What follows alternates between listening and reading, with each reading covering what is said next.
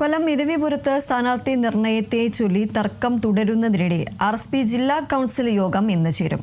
NK Premachandran MP-യുടെ മകൻ കാർത്തിക് പ്രേമചന്ദ്രനെ മത്സരിപ്പിക്കണമെന്നാണ് ഒരു വിഭാഗത്തിന്റെ ആവശ്യം. എന്നാൽ കാർത്തിക്കിന് സീറ്റ് നൽകാൻ പാടില്ലെന്ന നേതൃനിരയിലെ എതിർപ്പും ശക്തമാവുകയാണ്. ഇരവിപുരം സീറ്റിനു വേണ്ടി മുസ്ലിം ലീഗ് അവകാശവാദം ഉന്നയിക്കുന്നതിനിടയിലാണ് സ്ഥാനാർത്ഥി നിർണയത്തിന്റെ പേരിൽ RSPയിലെ ചേരുതിരിവ്.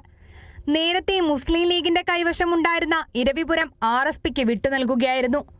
കഴിഞ്ഞ 2 നിയമസഭാ തെരഞ്ഞെടുപ്പിലും RSP പരാജയപ്പെടുകയും ചെയ്തു.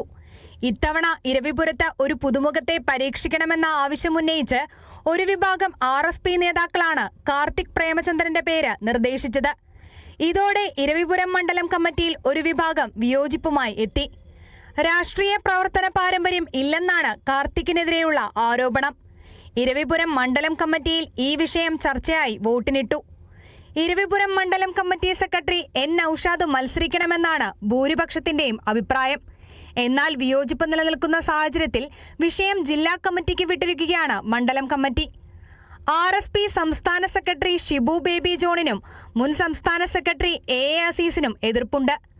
UDF ഘടകകക്ഷി എന്ന നിലയ്ക്ക് RSP 5 സീറ്റുകളിലാണ് മത്സരിക്കുന്നത്. കൊല്ലം ജില്ലയിൽ 3 ഇടങ്ങളിൽ മത്സരിക്കുന്ന RSPയുടെ അഭിമാന പോരാട്ടം നടക്കുന്ന മണ്ഡലം കൂടിയാണ് ഇരവിപുരം. CPIMന്റെ പക്കൽ നിന്നും മണ്ഡലം പിടിച്ചെടുക്കുക എന്ന ലക്ഷ്യമാണ് നേതൃത്വത്തിനു മുന്നിൽ ഉള്ളത്. ഇതിനിടയിലാണ് സ്ഥാനാർത്ഥിയെ ചൊല്ലിയുള്ള തർക്കം.